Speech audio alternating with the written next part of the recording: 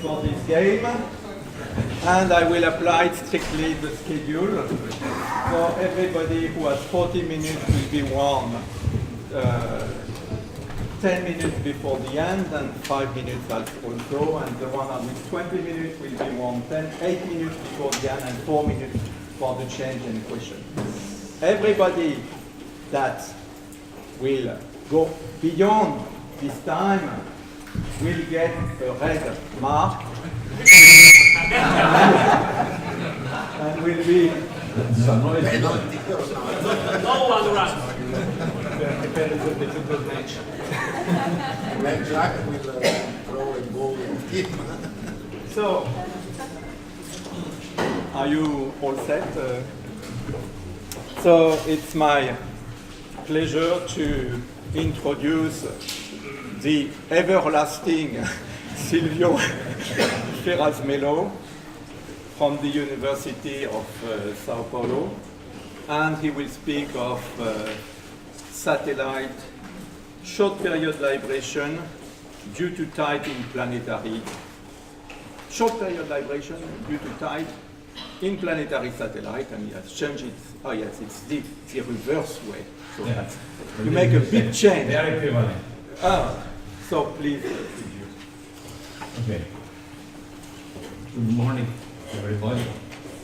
I would like to thank the organizers for inviting me to give this short talk. Where is the this one? Yeah. Well, this is the title. The authors.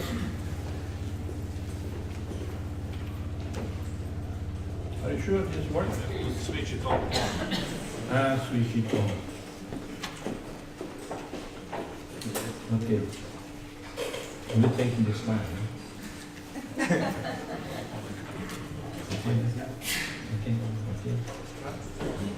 Okay, the idea is to show some consequences of the tides on the motion of stiff bodies like small planets or satellites.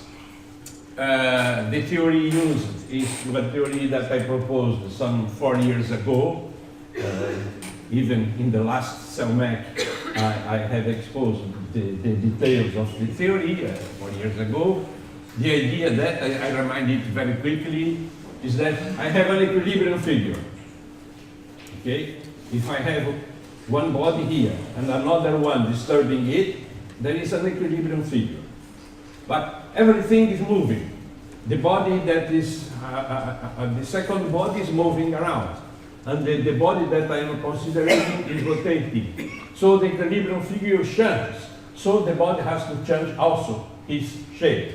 And the idea is that if I have here the surface of the shape, the surface of the body, and if I have here the instantaneous equilibrium figure, the body will try to adjust itself just to reach the equilibrium figure, which is instantaneous, is moving as I go. To do that, I have used an approximated solution of the Navier-Stokes equation. So, I consider my body as a fluid, completely different of theories that take it as a deformable body. No, I take it as a fluid. And the reason for that is that stiff celestial bodies of big size are round, they are not square. So fluid is better than deformable body, just elastic bodies like in some classical theories. Okay? And the solution of the Navier-Stokes that I have chosen is a very simple one, in which I say that this surface will approach the equilibrium surface with a speed that is proportional to the distance between them. And so this is the equation. The derivative, so the speed of the surface, this is a radial.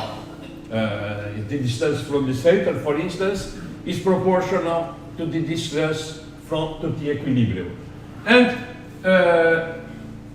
with the Navier-Stokes equations, we can obtain that this proportionality factor is inversely proportional to the viscosity of the body. Since the bodies are considered homogeneous, this viscosity is usually called in the literature the uniform viscosity.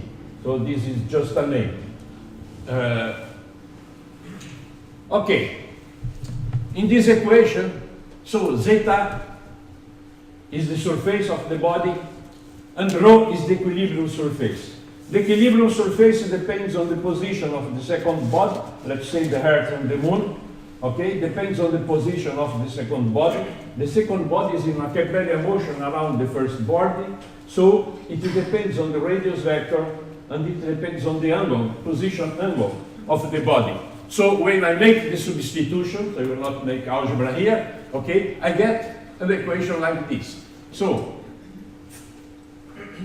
the left-hand side is an equation that we have seen in first year of the university. So it's a differential equation of first order with constant coefficients.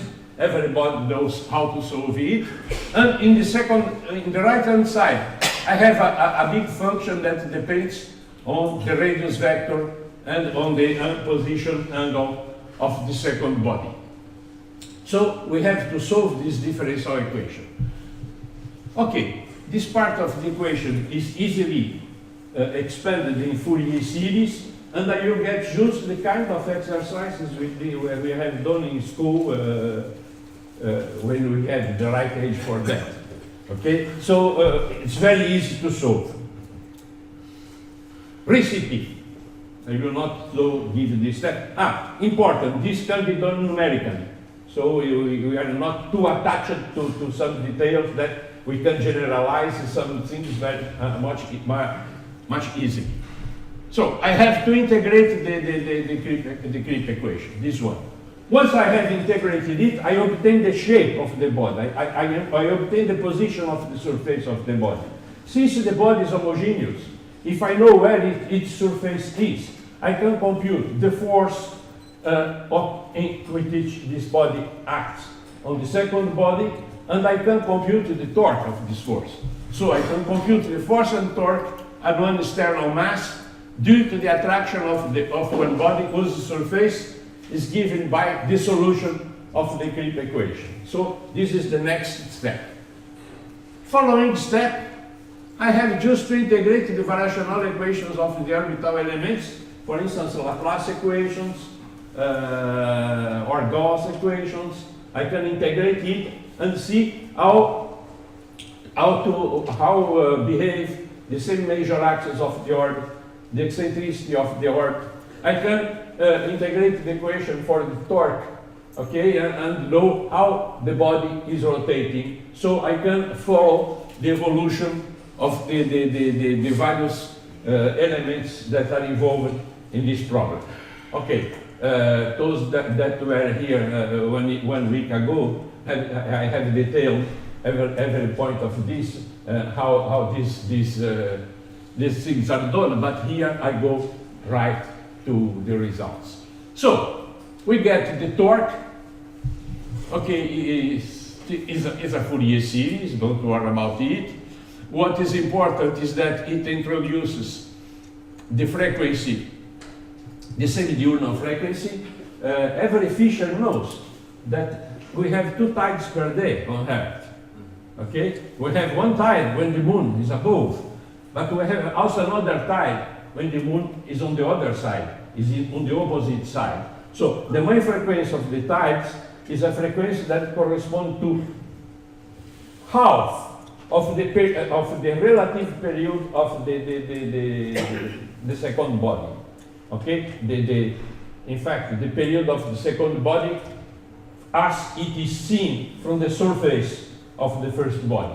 Okay, the period of the moon as it is seen for somebody that is on Earth, or vice versa, the period of the Earth if you are fixed, if you are moving with the motion of the moon. So this frequency is ubiquitous, it appears on all equations, and it will play an important role in what I have to talk in some moments. So I can write a differential equation for it. So I can write a differential, using the torque I can have a differential equation for the rotation of the body. Only thing is that instead of using omega dot, the rotation speed, I am using the variation of the so-called semi-diurnal frequency. But I have the equation here. We can solve the equation. And what we see is shown in this plot. Well, these variables in general behave in a very bad way, mainly because we have very big excursions, differences from one case to another, and we have to use normalized variables if you want to compare some different cases. Okay, I will take the more simple case. You know this thick black line here. This thick black line here, or better, I will consider this blue line here. Okay, you see the blue line here. The blue line here, the blue line in this picture corresponds to what happens to a gaseous body. A gaseous body like Jupiter or one star. What we see is that if in a given moment I start with this body, the body is moving with a speed of rotation, and the other one outside is moving with another speed of rotation. So they are not synchronized. What we see is that the velocities quickly tend to synchronize. Okay, I am putting strong values for that. If it is one astronomical unity, this will never happen, but I am thinking of close-in satellites that are very close to the planets.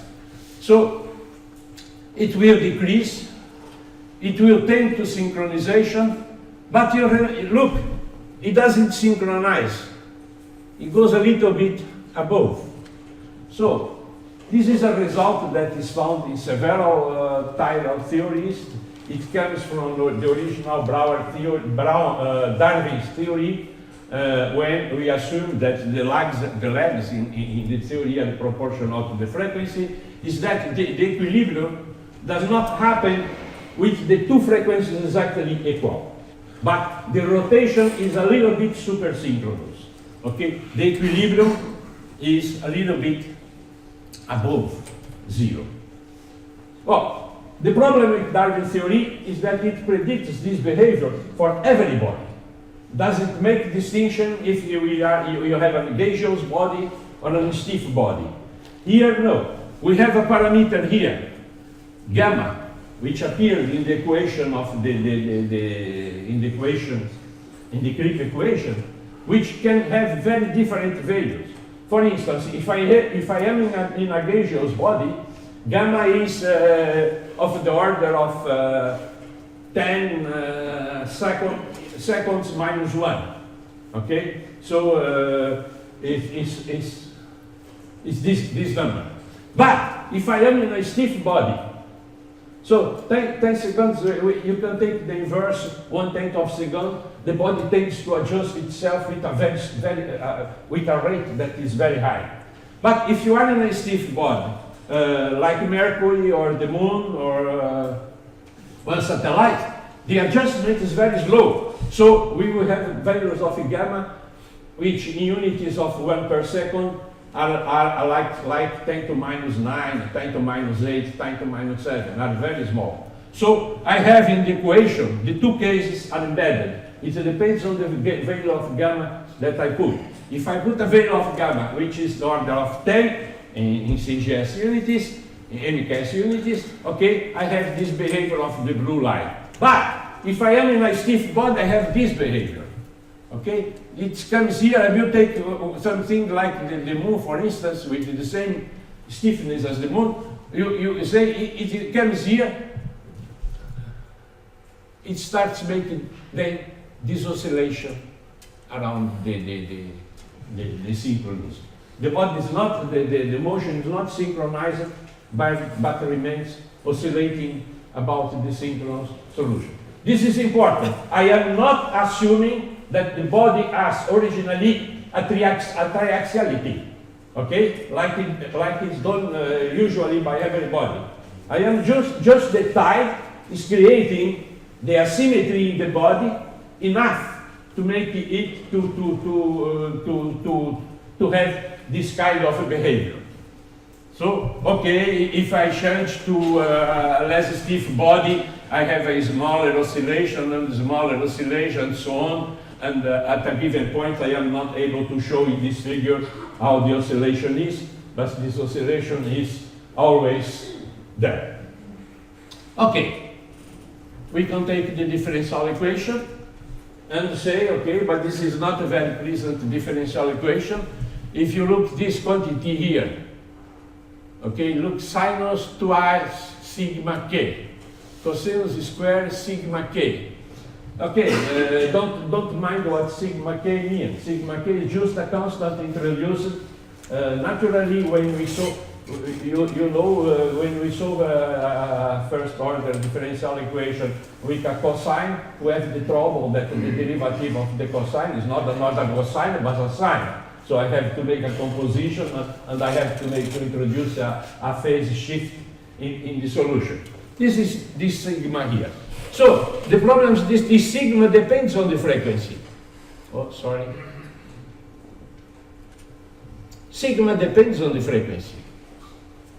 So this equation is not comfortable to solve.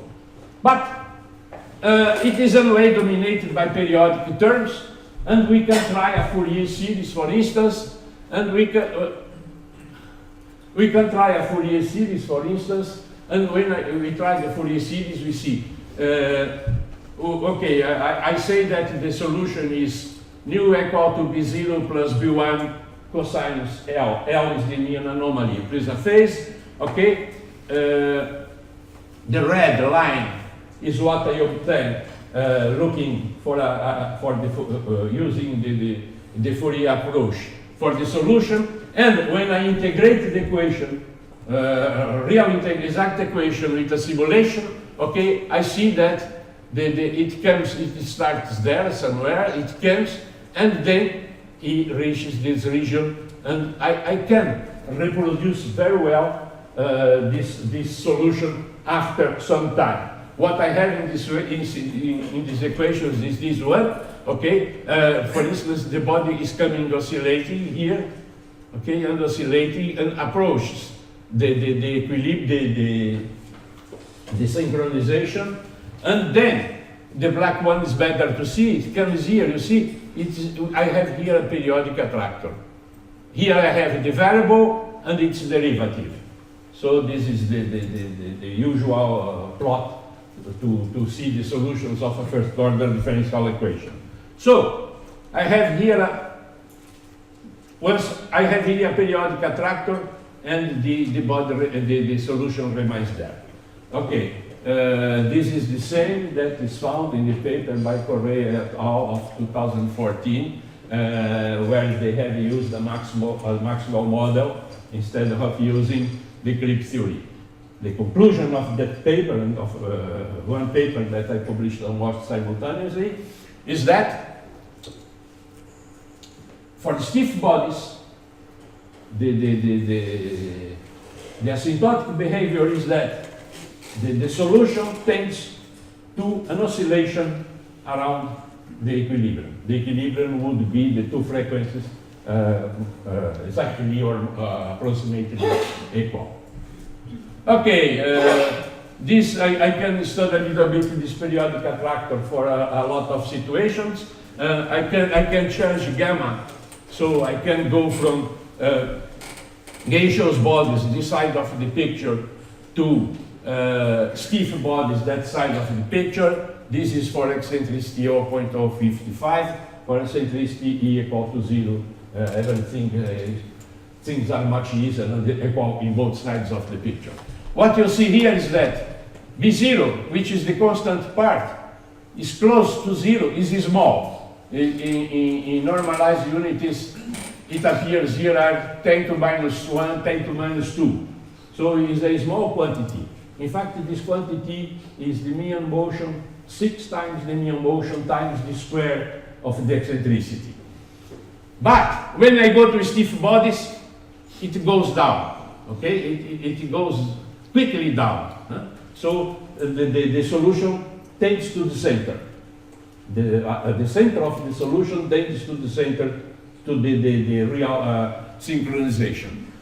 The oscillation, which is more or less invisible in the case of gaseous bodies, becomes prominent when I have stiff bodies.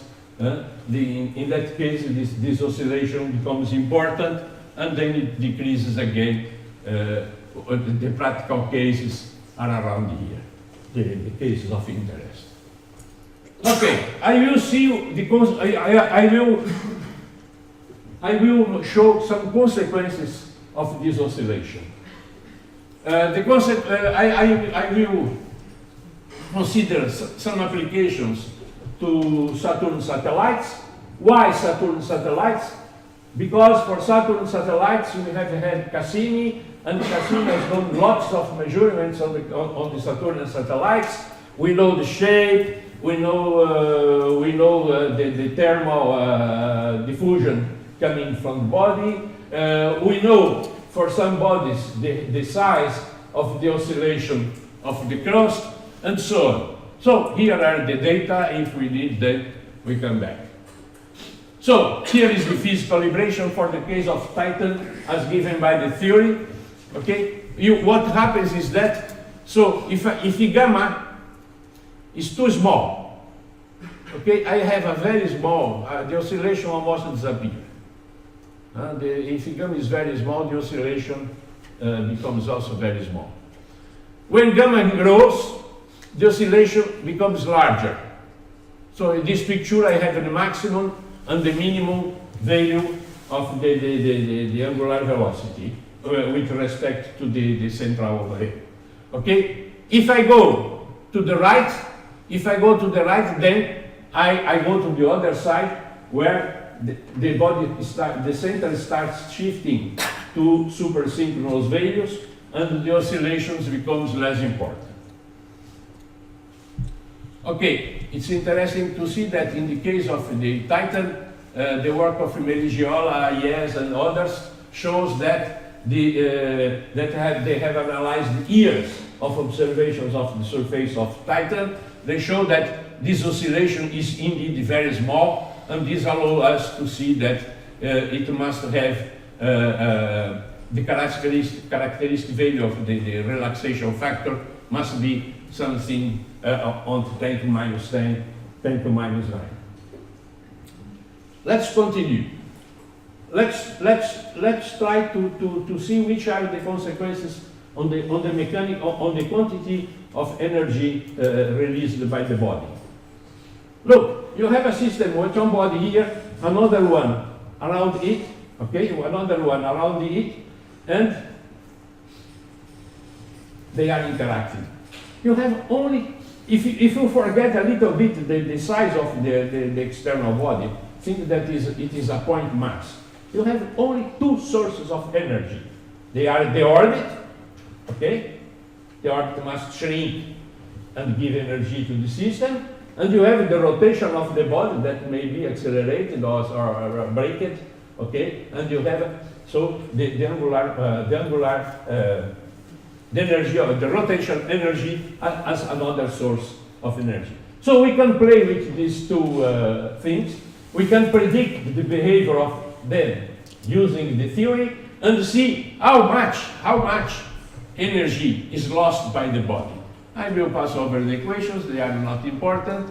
Okay, so one gauge to see the variation of the energy is the speed of rotation of the body, and the other is the same major axis to which I have access using Lagrange perturbation equations or Gauss perturbation equations. So I go back to I can then compute the work, and I have this value. And this is done in every type of theory. Okay, you see exactly the same reasoning done in Darwin theory, in many theories. Okay, we get the variation of the energy orbital plus rotational. Okay, and We take the average. We make the sum of both, and we take the average. And we take the average. And this is what is seen in every paper, including my own papers. Always we take the average. But there is a libration of the rotation of the body. Okay? This quantity sigma that I have called attention a few moments ago, it depends on the frequency. And it depends on the frequency, and it oscillates with the same velocity as the mere motion, as the position and all.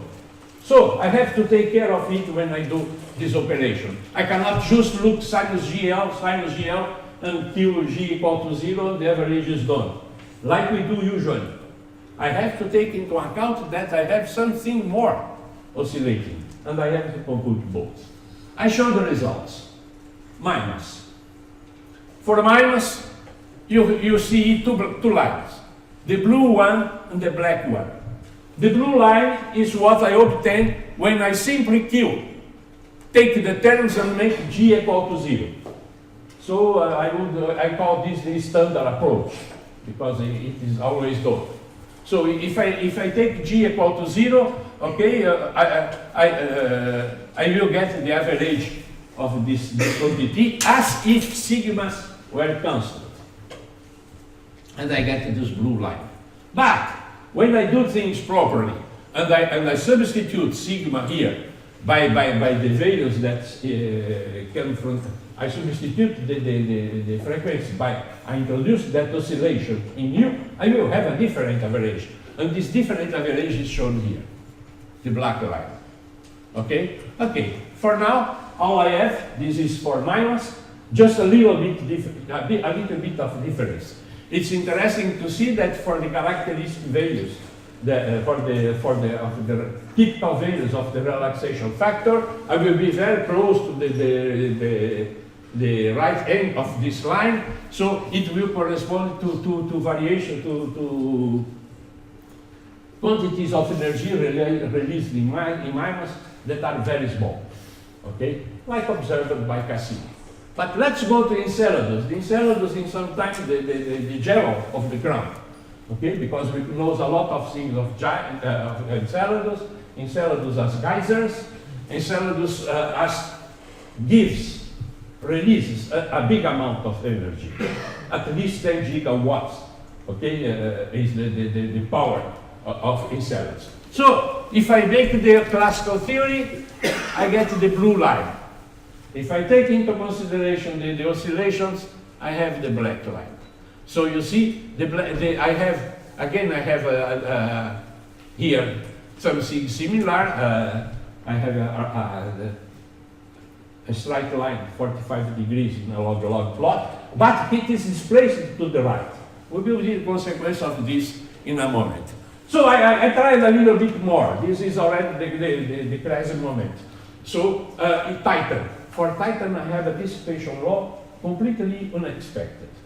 Okay, with several maxima. Okay, and okay, this is for values of gamma that are not realistic. The realistic values are on the right side. But this, pay attention, this is still being worked. Let's back to Enceladus. So, what I know to Enceladus?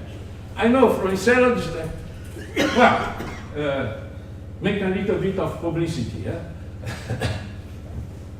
Classical theories, the best one is the theory of Mayer and Wisdom that says that the release of energy in Enceladus due to tides should be of the order of 1.1 gigawatt.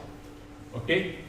In fact, if you take okay, but Cassini, depending on, this is not a quantity easy to be measured, so there are several values that goes from 4.7 to 15.8 gigawatts. It depends on the several evaluations were done. So I am in this square here. I am in this level. I am in this level of the figure. Okay, I am in this small square. So I have a variation of the energy that is more or less this. Okay, if I have this variation of the energy, I can solve the inverse problems. Is what is the value of the relaxation factor for Enceladus? And I find that the relaxation factor for Enceladus is equal to 2 to 6 10 to minus 8. Okay, but this is just a number. Okay, like the Q you use is always a number that has very few, the physical meaning is very small. But this gamma is not gratis. This gamma comes from a solution of the Navier-Stokes equation. It is related to the viscosity of the body.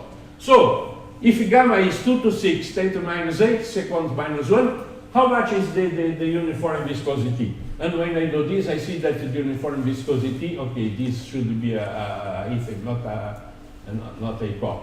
0.5 to 1.5, 10 to 15 Pascal second. Well, coincidence or not, this is exactly the viscosity of ice at the melting point in the pressure conditions in Enceladus. So we get a value that is exactly the values that are used by people that are modeling what happens in the surface of Enceladus. Look, if I had not made the correction of the physical vibration, I would be in the blue line. I would be in the blue line, and you see, if I take these values for gamma in the blue line, they will be around here. So they will reproduce more or less the values found by other authors. The difference is that they have not considered that the classical theory doesn't say that we have also a physical vibration, and this physical vibration affects the averaging of the equation. Thank you.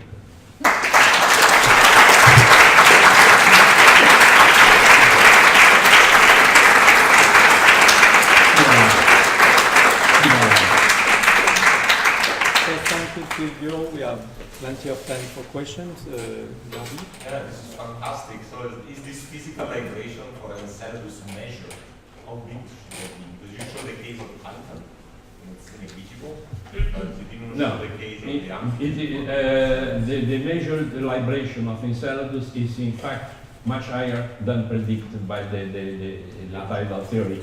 We must have something more, maybe some reactivity in the core. So Hugo's working a model with, in which we have the core, the ocean, and the crust, and this may to see if we are succeed to reproduce the oscillation. It is measured, it is well known, and is larger than predicted. That would affect the heating release? Maybe I have to make the calculations to know. I don't. I guess that they can have an adjustment to this value. Well, again on the libration, if the orbit is eccentric and the body is triaxial, then the rotation frequency will not be uniform. So part of it is due to the orbit, and part of it is due, let's say, to the interplay between the dissipation and the conservative forces. So I mean, what is the But why should the body be triaxial? Well, that is measurable. No, we are proposing something like the Dr. Jekyll and Mr. Hyde, or Dr. Hyde and Mr. Jekyll, Dr. Jekyll and Mr. Hyde. The body is soft to react to types, but it keeps its triaxiality. Don't sound strange for you, that? Strange in what sense? Yep. Is the body hard to keep the triaxiality and they should not have tides? Or it has tides and it cannot keep the triaxiality? So this is what I say, Dr. Jekyll and Mr. Hyde. It behaves in one way for one phenomenon and the other way for the other phenomenon. Difficult. This is one of the main difficulties of classical theories. In fact, when we see the measurements of the shape of the bodies, we see that except for the case of the moon, the bodies show a triaxiality that corresponds more or less to the triaxiality forced by tides. This is not a frozen one that comes from the past.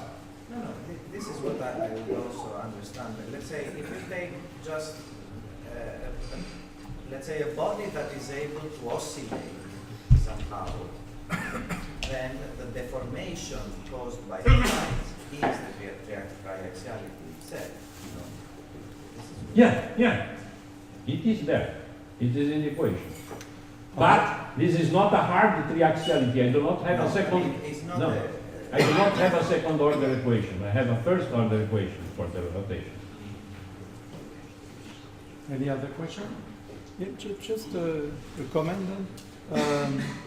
So you say you don't take at all into account residual